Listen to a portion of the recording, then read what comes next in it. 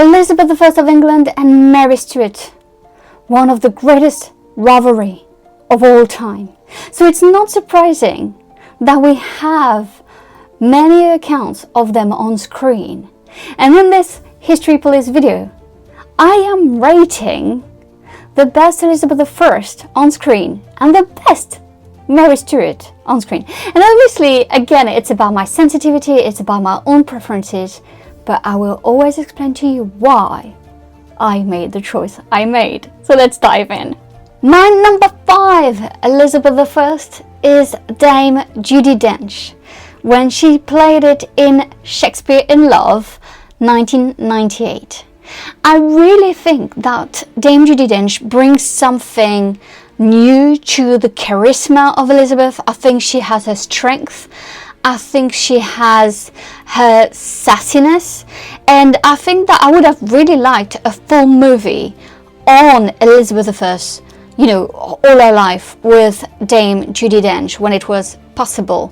Because there's something very, you know, likable about Judi Dench, but also where you realize that you can see the feistiness, you can see the fire, and that is something that Elizabeth I truly had, and it's very well portrayed, I think, or could be very well portrayed by Judi Dench. So that's why she's my number 5. My number 5 for Mary Stuart is Adelaide Kane from Reign. Okay, hear me out. I'm not a huge fan actually of the show Reign because I think there are so many historical inaccuracies. I made a History Police review video on that show.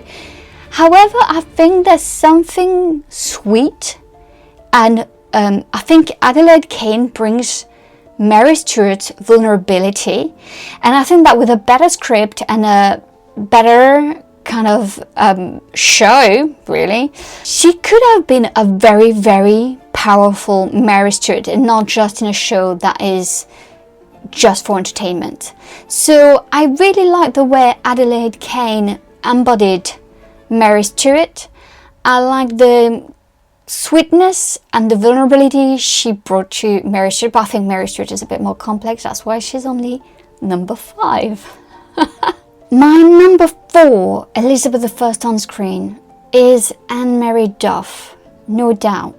I absolutely loved her in the BBC series The Virgin Queen in 2005. There is something so soft, so vulnerable, but with an underlying kind of strength, and she really brought up that type of, she could do both, you know. At first when you watch the series, you have kind of Elizabeth as being sweet and calm and humble, which I really believe she was, and then as she grows into power, you have other sides of her personality that shines through.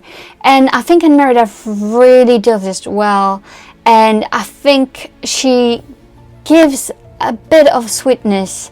At the same time, I think that the performance is very, very well done. I also love the soundtrack of that series, you know. The fact that they used Elizabeth's own words, own poetry, own prayers, and put it into words. And I don't know if you knew that. The song that I'm referring to linked to one of the poems of Elizabeth I that she actually wrote is on Monsieur's departure. So it's about 1581, a second voyage. So he went twice to England with Duke of Anjou, Francis of Anjou, and it was the last time for Elizabeth to get married, and she wrote this beautiful poem, and they put it into a song for this miniseries, and I absolutely love it. And the poem is beautiful because it said, "I grieve and dare not show my discontent. I love and yet am forced to seem to hate. I do yet dare not say I ever meant. I seem stark mute, but inwardly do prate." And some people think that because she wrote that poem, it meant that she loved him. And I would disagree with that, probably because we don't have her personal letters from Francis of Anjou. But I think that she did have affection, and I think the poem reflects more a question of that she could never truly be herself, that she could never truly follow what she wanted because she was a ruler first and foremost, a king and queen of England. But that's why I think that for me, Anne-Marie Duff and this show are my number 4, because they really try to get to the real Elizabeth I. My number 4 for Mary Queen of Scots is Saoirse Ronan in Mary Queen of Scots, the movie. I think there is so much to praise about Saoirse's performance, and there are also some stuff that didn't really work for me, and that's why she's not, higher in my top 5. But I think that she was, first of all, I don't believe really in the Scottish accent. I don't want to get into it. It could have been accents are very difficult, so it's not really that big of a problem, because maybe when she was speaking English, she had more of a Scottish accent. But obviously she was really raised in France, and the way I see Mary Stuart for me is from a very French angle. So that was one thing. The second thing is the fact that I love that, they were trying to modernize Mary Queen of Scots so much. And we have so many intimate moments, even for women, about periods and stuff. So it was a very modern approach to such a historical character.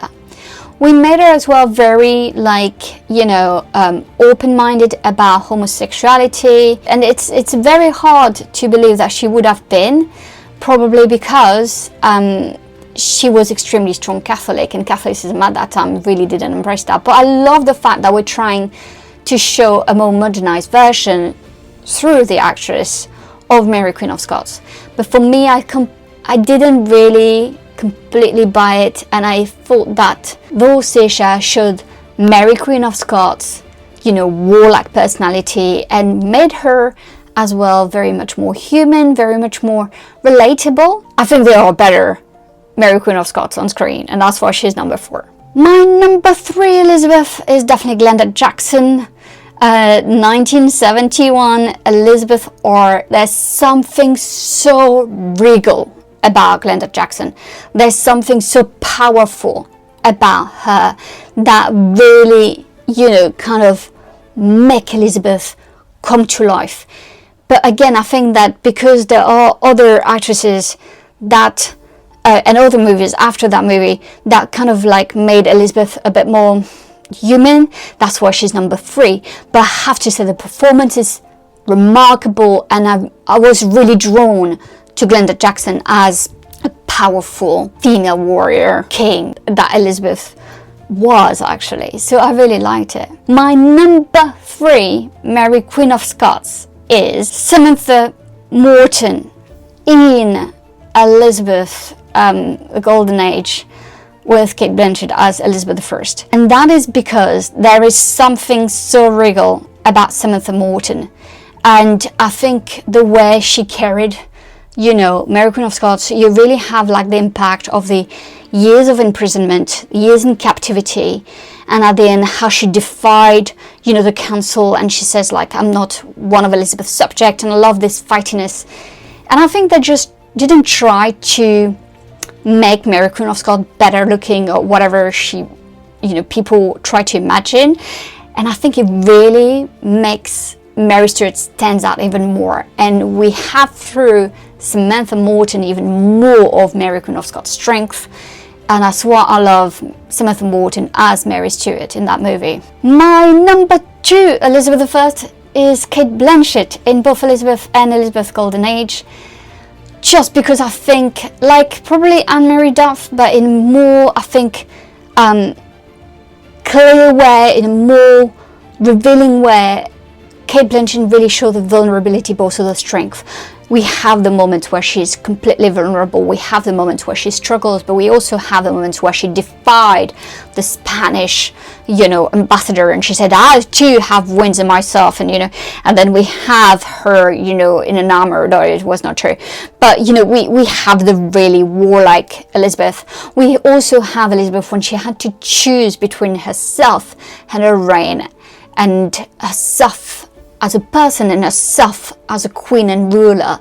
And I really like that about Kate Blanchett. I think she's extremely convincing as an Elizabeth.